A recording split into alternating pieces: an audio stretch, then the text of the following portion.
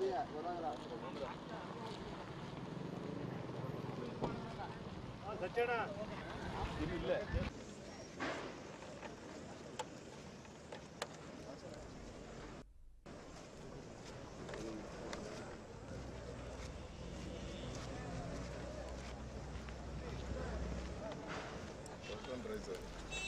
ಈಗಾಗಲೇ ಸ್ಥಳಕ್ಕೆ ವಿಪಕ್ಷ ನಾಯಕರಾಗಿರುವಂತಹ ಆರ್ ಅಶೋಕ್, ಮತ್ತೊಂದು ಕಡೆ ನಿರ್ಮಲಾನಂದನಾಥ ಸ್ವಾಮೀಜಿಯನ್ನು ಕೂಡ ನಾವು ಗಮನಿಸ್ತಾ ಇದ್ದೀವಿ. ಮತ್ತೊಂದು ದೃಶ್ಯದಲ್ಲಿ ಪೊಲೀಸರು ಎಷ್ಟರ ಮಟ್ಟಿಗೆ ಬಿಗಿ ಭದ್ರತೆಯನ್ನ ನಡೆಸಿದ್ದಾರೆ, ಪೊಲೀಸ್ ವಾಹನಗಳನ್ನ ಕೂಡ ನಾವು ಗಮನಿಸ್ತಾ ಇರುವಂಥದ್ದು. ಜೊತೆಗೆ ಈಗ ಸಿಂಗಾರಗೊಂಡಿರುವಂಥದ್ದು ಈ ಫ್ಲೆಕ್ಸ್ಗಳನ್ನು ಅಳವಡಿಸಿದ್ದಾರೆ. ಶುಭವನ್ನ ಕೋರಿರುವಂತಹ ಈ ಫ್ಲೆಕ್ಸ್ಗಳು ಇದಾಗಿತ್ತು. ನಾಳೆ ಪ್ರಧಾನಿ ನರೇಂದ್ರ ಮೋದಿ ಅವರು ಆಗಮಿಸ್ತಾ ಇರುವಂತಹ ಹಿನ್ನೆಲೆಯಲ್ಲಿ ಕಟ್ಟುನಿಟ್ಟಿನ ಕ್ರಮವನ್ನ ಕೈಗೊಂಡಿದ್ದಾರೆ. ಯಾಕಂತಂದ್ರೆ ಹೇಳಿ ಕೇಳಿ ಆದಿಚುಂಚನಗಿರಿ ಮಠ ಏನಿದೆ, ಈ ಪ್ರವಾಸಿ ತಾಣ ಆಗಿರುವಂಥದ್ದು, ಸಾಕಷ್ಟು ಮಂದಿ ಬರ್ತಿರ್ತಾರೆ ದೇವಸ್ಥಾನಕ್ಕೆ. ಸೊ ಹಾಗಾಗಿ ನಾಳೆ ನಿರ್ಬಂಧವನ್ನ ಹೇರಿದ್ದಾರೆ. ಯಾರಿಗೂ ಕೂಡ ಹೋಗೋದಕ್ಕೆ ಅವಕಾಶ ಇರೋದಿಲ್ಲ. ಸೊ ನಾಡಿದ್ದು ಹೋಗ್ಬೋದು, ನಾಳೆ ಒಂದಿನ ಇರಲ್ಲ. ಸೊ ನಾಳೆ ಒಂದ್ ವೇಳೆ ಹೋಗ್ಬಿಟ್ರೆ ಅನಾಹುತಗಳು, ಅವಘಡಗಳು ಸಂಭವಿಸುತ್ತೆ ಅನ್ನುವಂತಹ ಕಾರಣಕ್ಕಾಗಿ ಈಗ ಅಲ್ಲಿರುವಂತಹ ಪೊಲೀಸರು ಕೂಡ ಕಟ್ಟುನಿಟ್ಟಿನ ಕ್ರಮವನ್ನ ಕೈಗೊಳ್ಳುತ್ತಿದ್ದಾರೆ.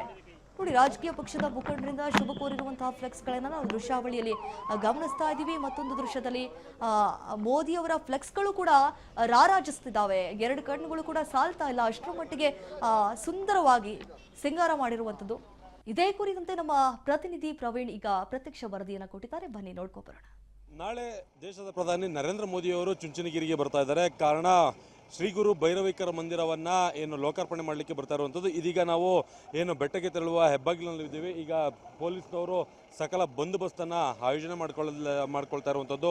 ಇದೀಗ ನಾಳೆ ನಡೆಯುವ ಕಾರ್ಯಕ್ರಮಕ್ಕೆ ಸಂಪೂರ್ಣ ಬಂದೋಬಸ್ತನ್ನು ಮಾಡಿಕೊಂಡು ಯಾವುದೇ ರೀತಿಯಾದ ಅಹಿತಕರ ಘಟನೆಗಳು ನಡೀಬಾರ್ದು ಅನ್ನೋ ದೃಷ್ಟಿಯಿಂದ ಮಾಡ್ತಾ ಇರುವಂಥದ್ದು. ಈಗ ಇರುವಂಥದ್ದು ನಾವು ಹೆಬ್ಬಾಗಿಲನ್ನು ನಾವು ನೋಡ್ತಾ ಇದ್ದೀವಿ. ಏನು ಮೋದಿಯವರು ಬರ್ತಾ ಇರುವ ಕಾರಣ ಎಲ್ಲವೂ ಕೂಡ ಸಂಪೂರ್ಣ ಕೇಸರಿಮಯವಾಗಿದೆ. ಪಕ್ಷಾತೀತವಾಗಿ ಎಲ್ಲ ನಾಯಕರು ಕೂಡ ತಮ್ಮ ತಮ್ಮ ಫ್ಲೆಕ್ಸ್ಗಳನ್ನ ಅಳವಡಿಕೆ ಮಾಡಿರುವಂಥದ್ದು. ಜೊತೆಗೆ ಪೊಲೀಸ್ನವರು ಇವತ್ತಿನಿಂದನೇ ಕೂಡ ಯಾವುದೇ ಖಾಸಗಿ ವಾಹನಗಳನ್ನು ಒಳಕ್ಕೆ ತೆರಳದಂತೆ ಈಗಲೇ ನಿರ್ಬಂಧನ ಏರಿಸ್ತಾ ಇರುವಂಥದ್ದು ಮತ್ತು ಬ್ಯಾರಿಕೇಡಿಂಗನ್ನು ಮಾಡ್ಕೊಳ್ತಾ ಇರುವಂಥ ದೃಶ್ಯಗಳನ್ನ ನಾವು ನೋಡ್ಬೋದಾಗಿದೆ.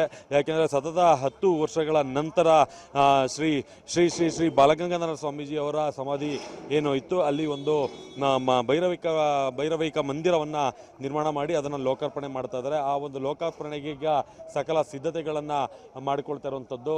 ಹಾಗಾಗಿ ಹೆಚ್ಚಿನ ಜನರು ಸೇರುವ ಸಾಧ್ಯತೆ ಇರುವ ಕಾರಣ, ಲಕ್ಷಾಂತರ ಜನ ಸೇರುವ ಕಾರಣ ಈಗ ಪೊಲೀಸ್ನವರು ಸಕಲ ಸಿದ್ಧತೆಯನ್ನು ಮಾಡಿಕೊಳ್ತಾ ಇದ್ದಾರೆ. ಅದೇ ರೀತಿ ಎಲ್ಲ ಕಡೆಯೂ ಕೂಡ ಬೇಕಾದಂಥ ಬಂದೋಬಸ್ತ್ಗೆ ಬೇಕಾದಂಥ ಕ್ರಮವನ್ನು ಪೊಲೀಸ್ನವರು ವಹಿಸ್ತಾ ಇರುವಂಥದ್ದು. ನೀವು ಇಲ್ಲಿ ದೃಶ್ಯದಲ್ಲಿ ನೋಡ್ಬೋದು. ಇಲ್ಲಿಗೆ ಒಳಗೆ ಪ್ರವೇಶಕ್ಕೆ ಬರುವಂತಹ ವಾಹನಗಳೆಲ್ಲವನ್ನು ಕೂಡ ಅಡ್ಡಗಟ್ಟಿ ವಾಪಸ್ ಕಳಿಸುವ ಕೆಲಸವನ್ನು ಕೂಡ ಮಾಡ್ತಾ ಇರುವಂಥದ್ದು. ಯಾಕೆಂತಂದರೆ ಪ್ರಧಾನಿಗಳು ಬರ್ತಾ ಇರೋದ್ರಿಂದ ಯಾವುದೇ ರೀತಿಯಾದ ಸಮಸ್ಯೆಗಳು ಉಂಟಾಗಬಾರ್ದು ಅನ್ನುವ ದೃಷ್ಟಿಯಿಂದ ಈ ರೀತಿ ಮಾಡ್ತಾ ಇರುವಂಥದ್ದು.